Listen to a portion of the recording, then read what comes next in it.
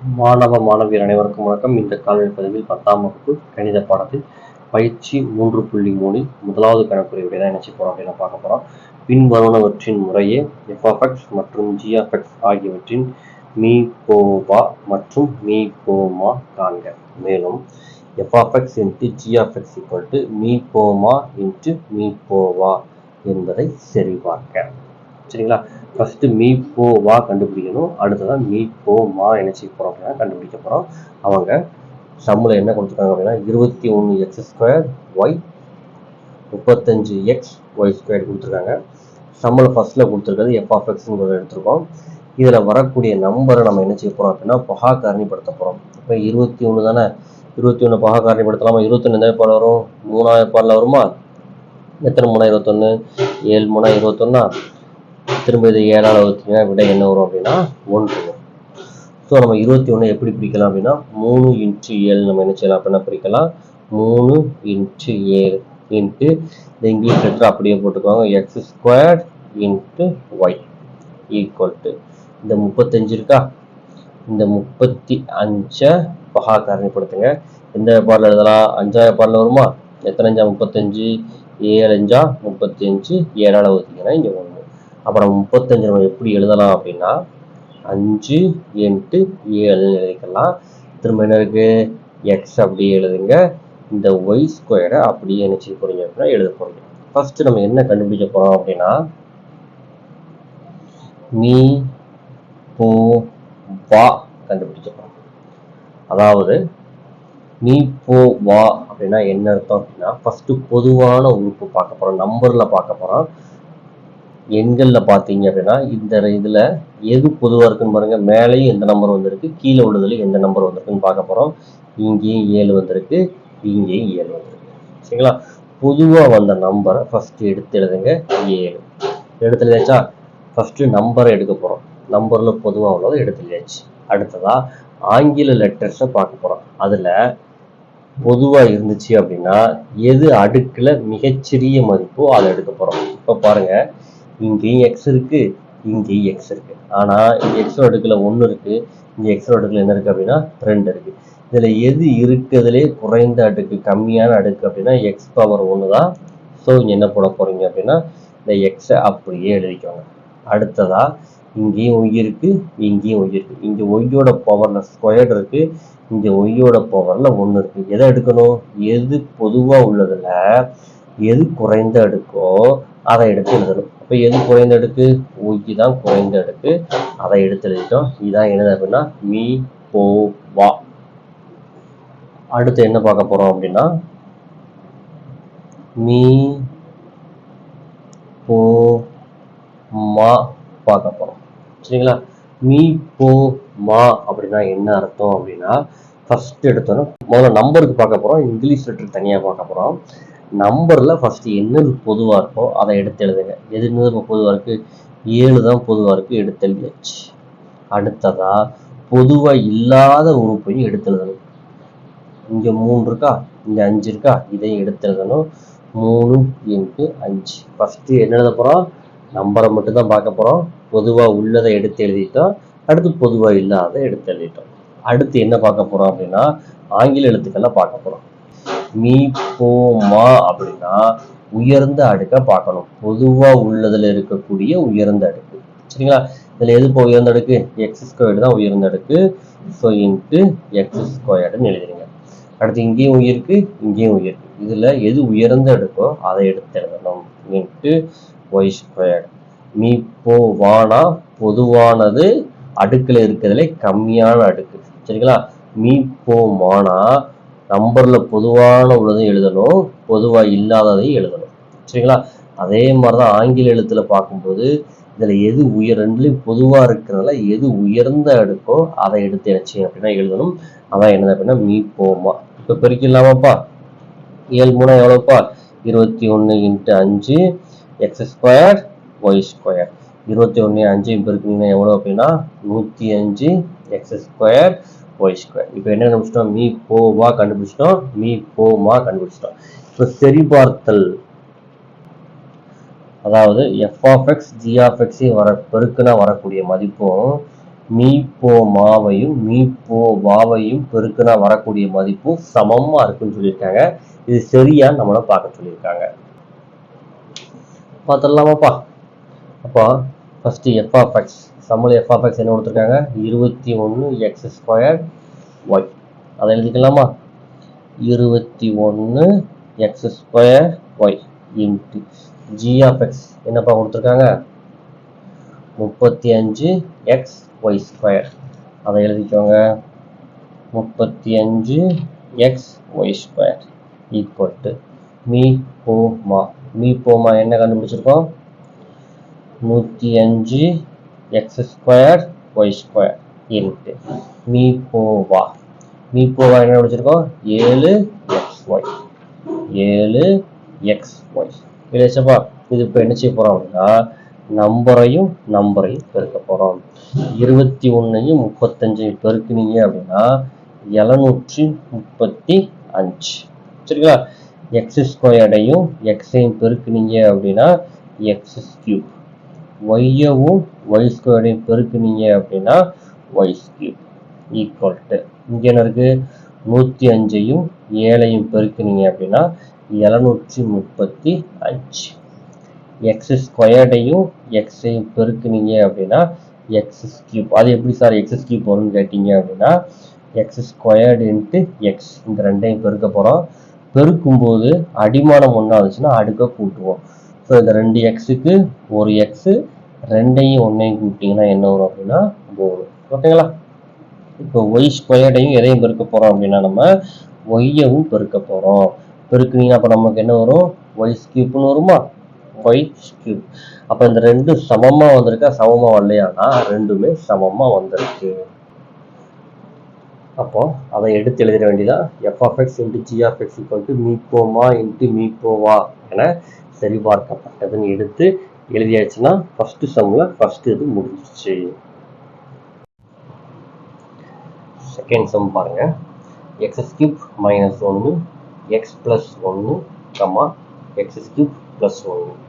இதை நம்ம என்ன சொல்லியிருக்காங்க அப்படின்னா இதனுடைய மீ போவா மற்றும் மீ போமா பார்க்க சொல்லியிருக்காங்க. பார்த்ததுக்கப்புறமா f of X into G of X equal to மீ போமா இன்ட்டு மீ போவா ரெண்டும் சமமா இருக்கா அப்படின்னு சொல்லுவாங்கன்னா பார்க்க சொல்லியிருக்காங்க. சரிங்களா? ஃபர்ஸ்ட் என்ன கண்டுபிடிக்க போறோம் அப்படின்னா எஃப் ஆஃப் எக்ஸை நம்மளால ஏதாவது சிம்பிளிஃபை பண்ண முடிஞ்சா ஃபர்ஸ்ட் சிம்பிளிஃபை பண்ணணும். அப்போ கணக்கில் ஃபர்ஸ்ட் கொடுத்துருக்கிறத நம்ம எஃப் ஆஃப் எக்ஸ் எடுத்துக்கலாம். என்ன கொடுத்துருக்காங்க அப்படின்னா x³ - 1 x + 1. எல்லாம் ஞாபகத்தில் வச்சுக்கோங்க.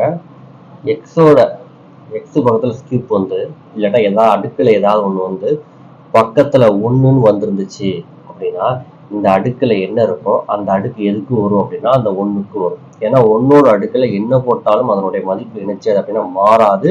அந்த காரணத்தினால 1க்கு பக்கத்தில் ஏதாவது ஒரு அடுக்கு வந்துச்சுன்னா அந்த அடுக்கை எதுக்கும் போடணும் அப்படின்னா அந்த பக்கத்தில் இருக்கிற அந்த 1க்கும் நம்ம என்ன செய்யணும் அப்படின்னா போடணும் அப்படிங்கிறத ஞாபகத்தில் வச்சுக்கோங்க. அப்போ எப்படி எழுதலாம்? x³ மைனஸ் இந்த 1 இருக்கா, இங்கே என்ன போட போகிறோம் அப்படின்னா 1 ஏன் ஸ்கியூப் போட்டோம்? எக்ஸ் பக்கத்தில் ஸ்கியூப் இருக்குது, அதனால 1லையும் ஸ்கியூப் போட்டோம். ஒருவேளை ஸ்கொயர் இருந்தால் இந்த 1லையும் ஸ்கொயர் பண்ணுவோம். சரிங்களா? இப்போ இந்த x + 1 நமக்கு ஃபார்முலா தெரியுங்களா? a³ - b³ ஃபார்முலா என்னது? a - b a² + ab + b². இந்த ஃபார்முலா தான் அப்ளை பண்ணலாமா? ஃபர்ஸ்ட் என்ன இருக்கு? a தானே. இங்கே a இருக்கிற இடத்துல இந்த இடத்துல நமக்கு என்ன இருக்கு? x இருக்கு. b இருக்கிற இடத்துல நமக்கு என்ன இருக்கு அப்படின்னா 1 இருக்கு. சரிங்களா? அப்போ a-க்கு பதிலாக என்ன பண்ணுவோம்? x எழுதுவோமா? x - b-க்கு பதிலாக என்ன எழுதுவோம்? 1. அடுத்து என்ன எழுதுவோம்? a². a-ங்கிற இடத்துல என்ன இருக்கு? x இருக்கா? x² + a × b தானே. a இருக்கிற இடத்துல என்ன இருக்கு? x × 1. 1 போட்டாலும் 1 தான், போடட்டாலும் 1 தான். Plus b². bங்கிறது என்னது? 1. 1 ஸ்கொயர் பண்ணால் என்னதான் அப்படின்னா 1 தான். சரிங்களா? மிச்சம் என்ன இருக்கும் பாருங்க. இதை அப்படியே எடுத்துடுங்க. x + 1. ஓகேங்களா? அடுத்து என்ன எழுத போகிறோம்? g of X. ரெண்டாவதா உள்ளதை g ஆஃப் எக்ஸ் எழுத போகிறோம். அது என்ன இருக்கு? x³ + 1. சரிங்களா? ஏற்கனவே உங்களுக்கு சொல்லியிருக்கேன். 1ன்னு பக்கத்தில் இருந்து அது பக்கத்தில் ஏதாவது ஒன்று எக்ஸுக்கு பவரில் என்ன இருக்கோ அந்த பவர் எதுக்கு வரும் அப்படின்னா அந்த 1க்கும் வரும். ஸோ இங்கே எக்ஸுக்கு பக்கத்தில் இங்கே என்ன இருக்குது அப்படின்னா கியூப் இருக்குது. ஸோ இந்த ஒன்றுக்கு என்ன போட போகிறோம் அப்படின்னா கியூப் போட போகிறோம். இது என்ன ஃபார்ம் அப்படி வருது அப்படின்னா ஏஸ் கியூப் ப்ளஸ் பி கியூப்னா எப்படி எழுதுவோம்? A plus B A square minus AB plus B square. இந்த ஃபார்முலா அடிப்படையில் இதை நம்ம என்ன செய்ய போகிறோம் அப்படின்னா எழுத போகிறோம். அப்போ ஏ இருக்கிற இடத்துல நமக்கு என்ன இருக்குது அப்படின்னா எக்ஸ் இருக்குது, பி இருக்கிற இடத்துல நமக்கு என்ன இருக்குது அப்படின்னா 1 இருக்குது. சரிங்களா? இது இந்த ஃபார்முலா அப்படி எழுதலாமா? ஃபஸ்ட்டு பாருங்கள், ஏ ப்ளஸ் பி தான். அப்போ என்ன வரும்? X plus 1. அடுத்து பாருங்க ஏ ஸ்கொயர்டா, ஏ இருக்கிறது என்ன பண்ணுவோம்? எக்ஸா, இப்போ என்ன பண்ணுவோம்? X square. அடுத்து என்னது? மைனஸா, மைனஸ் ஏ, ஏங்கிறது என்னது? எக்ஸ் இன்ட்டு பி, பிங்கிறது என்னது? 1, 1 வச்சு எதை பிறக்கலாம்? அதே தான். ப்ளஸ் பி ஸ்கொயர்டா, 1 ஸ்கொயர்னு ஆன்சர் என்னது? 1. இப்போ என்ன கண்டுபிடிச்சிட்டோம்? எஃப் ஆஃப் எக்ஸ், அடுத்ததான் ஜி ஆஃப் எக்ஸ் கண்டுபிடிச்சோம். இதுல நம்ம என்ன கண்டுபிடிக்க போறோம் அப்படின்னா ஃபர்ஸ்ட் மீ போ வா ஃபர்ஸ்ட் கண்டுபிடிக்க போறோம். மீ போ வா அப்படின்னா என்ன அர்த்தம் அப்படின்னா ரெண்டுலத்தையும் இருக்கக்கூடிய பொதுவான உறுப்பை ஃபர்ஸ்ட் எடுத்து எழுத போறோம். சரிங்களா? இந்த ரெண்டுலையும் பாருங்க, F of X G of X ரெண்டுலையும் பார்த்தீங்கன்னா ரெண்டுலையும் பொதுவாக இருக்கக்கூடிய உறுப்பு என்னதுதான் அப்படின்னா எக்ஸ் பிளஸ் 1 தான். அப்போ அதான் என்னது அப்படின்னா மீ போ வா. சரிங்களா? அடுத்து என்ன கண்டுபிடிக்க போறோம் அப்படின்னா மீ போ மா கண்டுபிடிக்க போறோம். சரிங்களா? மீ போ மான என்ன பார்த்தோம்? பொதுவான உறுப்பை ஃபர்ஸ்ட் எடுத்து எழுதிட்டு அடுத்து அந்த ரெண்டு இதுல இருக்கக்கூடிய எல்லா உறுப்பையும் எடுத்து எழுதணும். அதாவது பொதுவான உறுப்பையும் எழுதணும், பொதுவா இல்லாத உறுப்பையும் எழுதணும். சரிங்களா? அப்ப இந்த ரெண்டு இதுல என்னது பொதுவா இருக்கு? எக்ஸ் பிளஸ் 1 பொதுவா இருக்கா? வேற பொது இல்லாத உறுப்பு எதெல்லாம் இருக்கு? எக்ஸ் மைனஸ் 1 இருக்கு. அடுத்து என்ன இருக்கு? X square plus X plus 1 இருக்கு. அடுத்து என்ன இருக்கு? X square minus X plus 1 இருக்கு. சரிங்களாப்பா? இதை நம்ம பேர் பண்ணி கூட நம்ம என்ன செய்யலாம் அப்படின்னா எழுதலாம். சரிங்களா? எந்த ரெண்டையும் பேர் பண்ணி எழுதலாம்?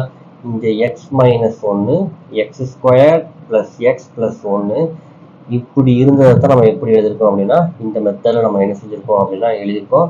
ஸோ இந்த ரெண்டுக்கு பதிலாக நம்ம என்ன எழுதலாம்? எக்ஸ் கியூப் மைனஸ் 1 நம்ம என்ன செய்யலாம் அப்படின்னா எழுதலாம்.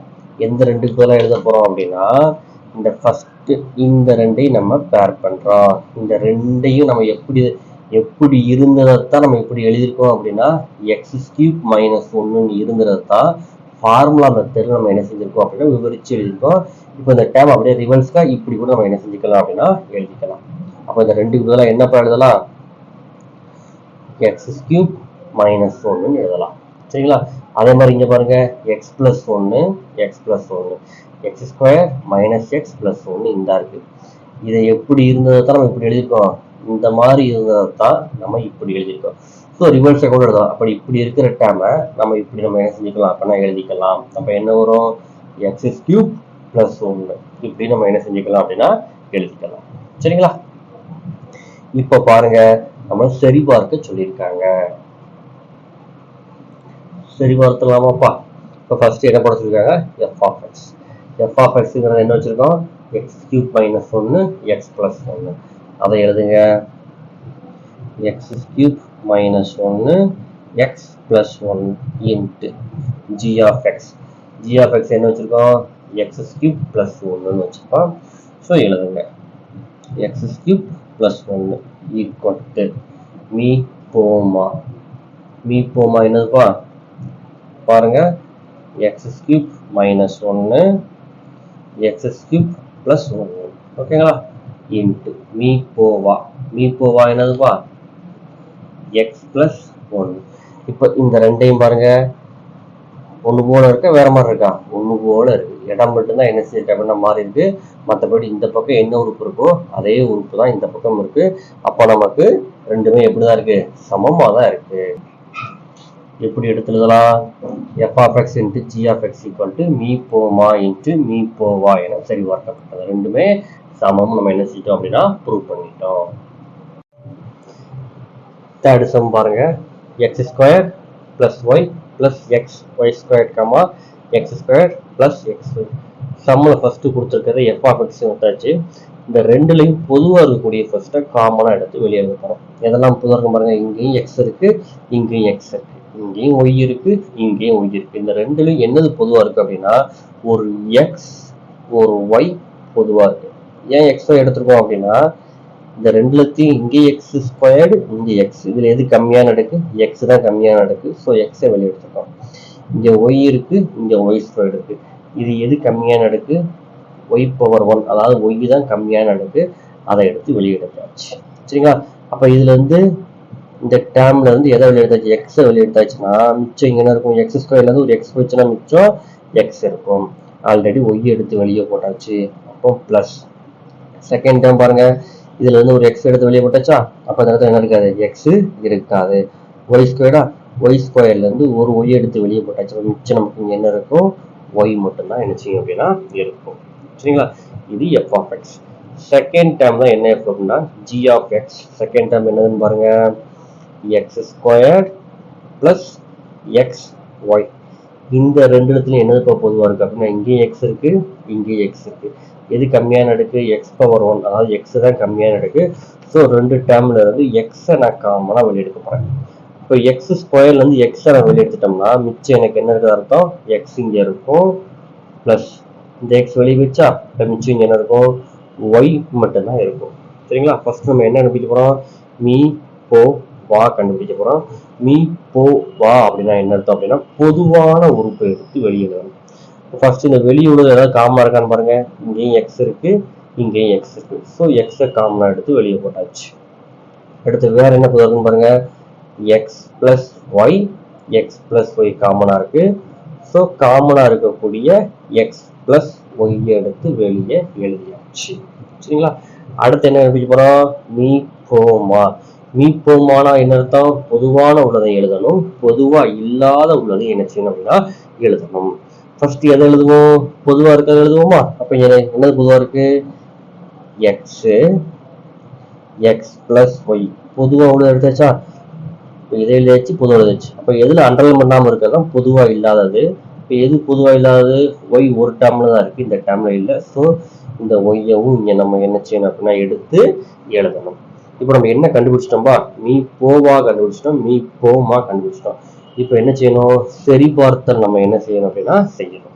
சரிங்களா? சரிபார்த்தல் என்னது, f of x into g of x equal to me போமா into மீ போவா. சரிங்களா? ஃபர்ஸ்ட் f of x என்ன எழுதிக்கலாமா, f of x என்னதுப்பா, x squared plus y plus xy squared எழுதிக்கலாமா. x squared y plus xy squared into g of x. g of x என்னதுப்பா, x squared plus xy, x squared plus xy equal to me போமா. மீ போமா என்னதுப்பா, xy x plus y into me போவா. மீ போவா என்னதுப்பா, x x plus y. சரிங்களா? இப்போ பாருங்க, இது வெளியே இருக்கா, இதை உள்ள கொண்டு போய் பெருக்குங்க. அதே மாதிரி இதையும் உள்ள கொண்டு போய் பெருக்குங்க. சரிங்களா? எக்ஸையும் பெருக்கினீங்க அப்படின்னா எக்ஸ் ஸ்கொயர், மிச்சம் இந்த ஒய்யை அப்படியே எழுதுங்க, பிளஸ் எக்ஸ் ஒய்யவும் பெருக்க போறீங்க. அப்போ எக்ஸ் அப்படியே வரும், ஒய்யும் பெருக்கினீங்கன்னா என்ன ஸ்கொயர் அப்படின்னா ஒய் ஸ்கொயர் இன்ட்டு இந்த எக்ஸ் உள்ள கொண்டு போய் பெருக்குங்க, எக்ஸ் இன்ட்டு எக்ஸ் என்ன square, X square plus X into Y X Y. இப்போ இந்த ரெண்டு டேர்மையும் பாருங்க, இங்கேயும் எப்படி இருக்கு அப்படின்னா பொதுவாக என்ன செய்யுது அப்படின்னா இருக்கு. So f of x into g of x equal to me போமா into மீ போவா என சரிபார்க்கப்பட்டதுன்னு எழுதியாச்சுன்னா இந்த சம் முடிஞ்சது. இந்த கணக்கு உங்களுக்கு புரிஞ்சிருக்கும் நம்புறேன். புரிஞ்சிருந்துச்சுன்னா வீடியோவுக்கு ஒரு லைக் பண்ணுங்க, நம்ம சேனலை உங்கள் நண்பர்களுக்கும் ஷேர் பண்ணுங்க. ஏதாவது டவுட்னா கமெண்ட் பண்ணுங்க. தேங்க்யூ ஃபார் வாட்சிங் ஸ்டூடெண்ட்ஸ்.